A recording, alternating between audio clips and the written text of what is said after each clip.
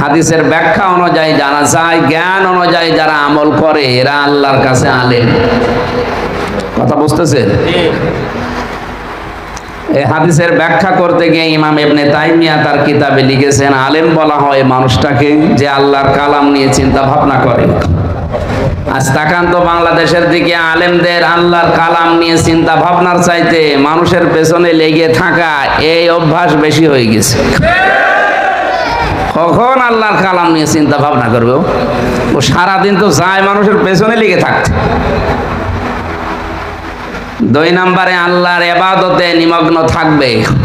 ইবাদত মানে আমরা অনেকে মনে করি শুধু নামাজ পড়া, রোজা রাখা, আর খুব বেশি হলো একটু জিকির করা। এই কি ইবাদত শেষ? ব্যাপক অর্থবোধক একটা শব্দ ইবাদত। জন্ম থেকে শুরু করে মরণ পর্যন্ত, দোলনা থেকে একেবারে আন্তর্জাতিক জীবন পর্যন্ত যেখানে যেটা লাগবে আল্লাহর হুকুম রাসূলের তরিকায় মেনে চলার নাম ইবাদত। ধন্যবাদ সকলকে। বনতলী ইউনিয়ন পরিষদের পক্ষ থেকে সবাইকে মোবারক জানাচ্ছি, কৃতজ্ঞতা জানাচ্ছি। আসসালামু আলাইকুম ওয়া রাহমাতুল্লাহি ওয়া বারাকাতুহু।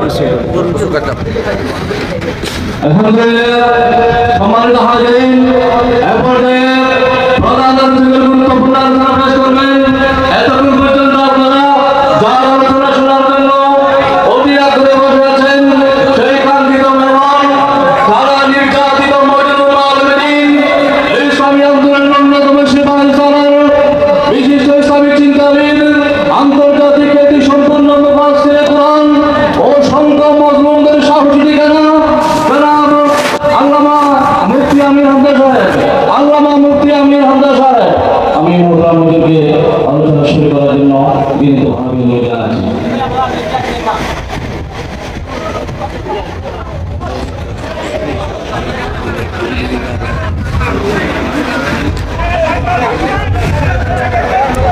আসসালামু আলাইকুম ওয়া রাহমাতুল্লাহ।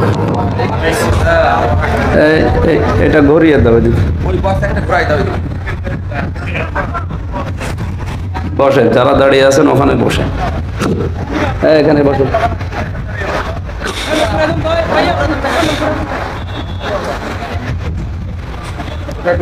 এইটা চাপ দেন যেন ঘরে এদিক ওদিক।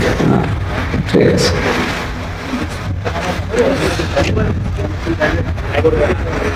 আলহামদুলিল্লাহি রাব্বিল মাশরিকাইনি ওয়া রাব্বিল মাগরিবাইন আল্লাযী খালাকা কুল্লা শাইইন যাওজাইন ওয়া আওজাবা আলাইনাল ইহসানা বিল ওয়ালিদাইন ওয়া নাশহাদু আল্লা ইলাহা ইল্লাল্লাহু ওয়াহদাহু লা শারীকা লাহু وأشهد أن محمدا عبده ورسوله سيد الكونين صلى الله عليه وعلى آله وصحبه وأتباعه أجمعين ليلا ونهارا في الطرفين فقد قال الله تعالى في كلامه المجيد وبرهانه التوحيد أعوذ بالله من الشيطان الرجيم بسم الله الرحمن الرحيم يا أيها الذين آمنوا كتب عليكم الصيام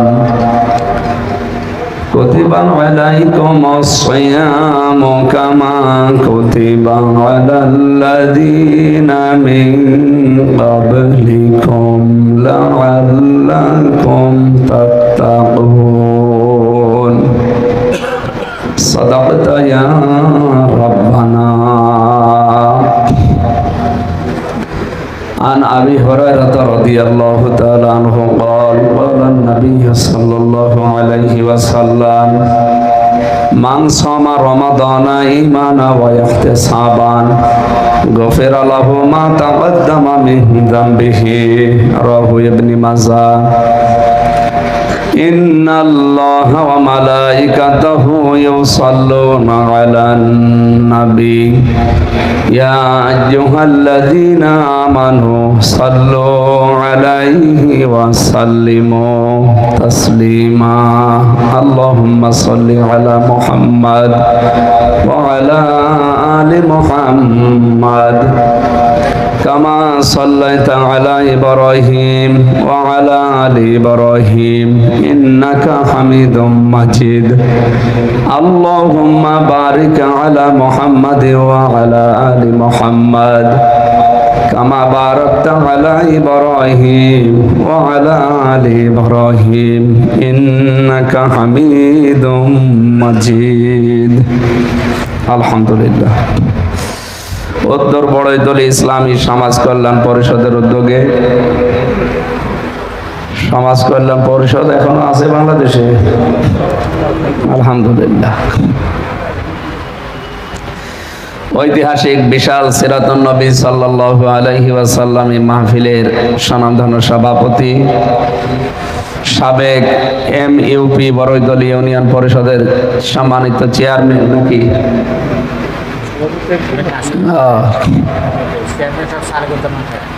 জনাব মোহাম্মদ নাসির উদ্দিন আতালাল্লাহু উমরাহু ওয়া বারাকাল্লাহু ফি হায়াতি বলেন আমিন। এতক্ষণ যারা আলোচনা রাখলেন চুয়াডাঙ্গা থেকে আগত মাওলানা আব্দুল কাদের জিহাদি, মাওলানা আবুল ফজল, মাওলানা এনামুল হক, মাওলানা আতাউর রহমান, আলেমদের হায়াতে তাজ্জিবা সিহাতে কুল্লিয়া কামনা করছি বলেন আমিন। উপস্থিত সম্মানিত ব্যক্তিবর্গ, সামনে বসা মুসলমান ভাইরা, পর্দার আড়ালের সম্মানিতা মা এবং বোনেরা, প্রাণপ্রিয় কক্সবাজারবাসী, দল মত নির্বিশেষে পবিত্র এই মাহে রমজানে পড়ন্ত বিকেলে কোরআনে কারীম শোনার জন্য যে আল্লাহ আমাদেরকে নিয়ে আসলেন বলেন আলহামদুলিল্লাহ। আমি আলেমদের সম্মান কামনা করেছি, কারণ কিয়ামতের দিন আল্লাহ আলেমদের বিচারও যদি করে সবার সামনে করবে না, পর্দা দিয়ে ঘিরে গোপনে বিচার করে হয় মাফ করে দেবে নাই শাস্তি দেবে। ইন্নামা ইয়াখশাল্লাহ মিন ইবাদিহিল উলামা, এই পৃথিবীতে যত মানুষ আছে সবচেয়ে বেশি ভয় আল্লাহকে করে আলেমরা। কারা? না, আলেম চিনতে ভুল হয়ে যাচ্ছে আমাদের বাংলাদেশ, ভারত, পাকিস্তান, এই তিনটা দেশে। আমরা নামের আগে মাওলানা লেখা দেখলেই মনে করি আলেম। ও আলেমের কাজ যে জালেমের চাইতেও নিকৃষ্ট হচ্ছে ওইদিকে তাকাই না। অথচ এই আয়াতের ব্যাখ্যায় যে হাদিস এসেছে তার 5 নাম্বার পয়েন্ট ছিল ওয়ান ইলমিহি মাযা আমিলা ফিহি, যতটুকু যে জানে তার কতটুকু মানে কিয়ামতে এটা কিন্তু আল্লাহ জিজ্ঞেস করবে। হাদিসের ব্যাখ্যা অনুযায়ী জানা যায়, জ্ঞান অনুযায়ী যারা আমল করে এরা আল্লাহর কাছে আলেম। কথা বুঝতেছেন? এই হাদিসের ব্যাখ্যা করতে গিয়ে ইমাম ইবনে তাইমিয়া তার কিতাবে লিখেছেন, আলেম বলা হয় মানুষটাকে যে আল্লাহর কালাম নিয়ে চিন্তা ভাবনা করে। আজ তাকান তো বাংলাদেশের দিকে, আলেমদের আল্লাহর কালাম নিয়ে চিন্তা ভাবনার চাইতে মানুষের পেছনে লেগে থাকা এই অভ্যাস বেশি হয়ে গেছে। কখন আল্লাহর কালাম নিয়ে চিন্তা ভাবনা করবে? ও সারাদিন তো যায় মানুষের পেছনে লেগে থাকতে। 2 নম্বরে আল্লাহর ইবাদতে নিমগ্ন থাকবে। ইবাদত মানে আমরা অনেকে মনে করি শুধু নামাজ পড়া, রোজা রাখা, আর খুব বেশি হলে একটু জিকির করা। এই কি ইবাদত শেষ? ব্যাপক অর্থবোধক একটা শব্দ ইবাদত। জন্ম থেকে শুরু করে মরণ পর্যন্ত, দোলনা থেকে একেবারে আন্তর্জাতিক জীবন পর্যন্ত যেখানে যেটা লাগবে আল্লাহর হুকুম রাসূলের তরিকায় মেনে চলার নাম ইবাদত। কথা বুঝতেছে? যত নবীকে আল্লাহ দুনিয়ায় পাঠিয়েছেন তাদের 1 নাম্বার কাজ ছিল মানুষকে ইবাদতের দিকে ডাকা। ওয়ালাকাদ বাআসনা ফি কুল্লি উম্মাতির রাসূলান আন ইউবুদুল্লাহা ওয়াজতানিবুত তাগুত। এই পৃথিবীতে যত জাতির ভেতরে আমি রসুল আর নবী পাঠিয়েছি, প্রতিটি রসুলের কাজ ছিল দুইটা। এক নাম্বারই তারা বলেছে আল্লাহর ইবাদত করো। আপনার কি একবারও চিন্তা হয় না, এত বড় বড় চরিত্রবান মানুষগুলো যদি বলতো জাতির লোকেরা আল্লাহকে সেজদা দাও, রোজা রাখো, জিকির করো, সত্য কথা বলো, এগুলোই যদি বলতেন, আমার মনে হয় তাদের সাথে বিরোধিতা হওয়ার কথা ছিল না। অথচ দুনিয়ায় দুইজন নবী বাদ দিয়ে একটা নবীও তার জীবনে কোনোদিন শান্তিতে থাকতে পারে না জাতির লোকের কারণে। একটাই সমস্যা ছিল, নবীদের চরিত্র একটু ঝামেলা ছিল। বলেন, ইয়া হাসরাতান আলাল ইবাদি মা ইয়াতিহিম মির রাসূলিন ইল্লা কানু বিহি ইস্তাহজিউন। সূরা ইয়াসিনের 30 নম্বর আয়াতে আল্লাহ বলেন, আমার বান্দাদের জন্য আমার আফসোস, আক্ষেপ, এমন কোন নবী রাসূল দুনিয়ায় পাঠায়নি যার সাথে সমসাময়িক মানুষেরা ঠাট্টা করে নাই, বিদ্রূপ করে নাই, উপহাস করে নাই, অত্যাচার করে দেশ থেকে তাড়িয়ে দেয় নাই। অধিকাংশ নবীর জীবনী পড়ে দেখেছি তারা নিজের এলাকাতে থাকতে পারে নাই, অথচ এলাকায় কত চোর, ডাকাত, খুনি, বদমাইশ, বাবাখোর পর্যন্ত বাস করে, কোনো অসুবিধা নেই। নবীরা এলাকায় বাস করতে পারে নাই, প্রথম কারণ কি বললাম? চরিত্র খারাপ ছিল। বলেন, লোকের মেয়ের দিকে তাকিয়ে থাকতো, ঘর ভেঙে দিত, কি এই যে ইবাদত তারা বুঝেছিলেন এবং বুঝিয়েছিলেন। যখনই মানুষকে ইবাদত বুঝিয়েছে তখনই বিপদে পড়েছে, আর যারা ইবাদত বুঝে দাওয়াত কবুল করেছে তারাও বিপদে পড়েছে।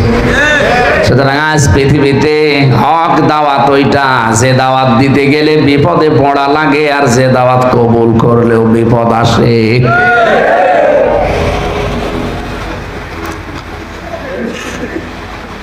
আমরা জেলখানায় থাকতে সবচেয়ে বেশি পড়েছিলাম কারাগারে রাত দিন, এই বইটা। এর ভেতরে অনেকগুলো গুরুত্বপূর্ণ তথ্য আমি পেয়েছি। তার অন্যতম ফি জিলালিল কোরআনের তাফসীর লিখেছেন সাইয়্যিদ কুতুব, সাইয়্যিদ শহীদ কুতুব রহমাতুল্লাহ আলাইহি। উনি জেলখানায় বসে বসে তাফসীরটা লিখেছিলেন রেফারেন্স ছাড়া। দুনিয়া বিখ্যাত হয়ে গেছে এটা। ওনার যেদিন ফাঁসির রায় হবে, কারাগারের যে ইমাম, সরকারি ইমাম, সেও আলেম, সেও কি এসে বলছে, হুজুর বলেন লা ইলাহা ইল্লাল্লাহ। উনি ডাক দিয়ে বলে, আল্লাহর বান্দা, এই কালেমার দাওয়াত দিতে গিয়ে আজ আমি জেলখানায়, এমনকি ফাঁসির দড়ি গলায় নিতে যাচ্ছি, অথচ এই কালেমাটাই আমাকে পড়িয়ে উল্টা তুমি বেতন ভাতা এমনকি সব কিছুর সুযোগ পাবে। তুমি বিশ্বাস করে নিতে পারো তোমার ওই কালেমা আর আমি যে কালেমা পড়েছি এটা এক কালেমা না। আলেম তো দুইজনেই ছিল, সাইয়্যিদ কুতুব আলেম ছিল, কারাগারের ইমাম আলেম ছিল। উনি কোন কালেমা তালকিন দিতে গেছে আল্লাহ জানে। যে কালেমা পড়ে উনি বাতিলের কাছ থেকে হাদিয়া তওফা পায়, আর ওই কালেমার দাওয়াত দিতে গিয়ে উনি ফাঁসির দড়ি গলায় নিতে যাচ্ছে, এক হয় কালেমা। আজও বাংলাদেশের আলেমদের ভেতরে দুই ভাগ। কত আলেম আজ 5-8টা গোলাম হয়ে সব সুযোগ সুবিধা বাতিলের কাছ থেকে নিয়ে যাচ্ছে, আর কত আলেম আজ 24 ঘন্টা আতঙ্কে আছে। এটা একটু আসতে বলেন, এর দিনকাল ভালো না, এটা একটু আসতে।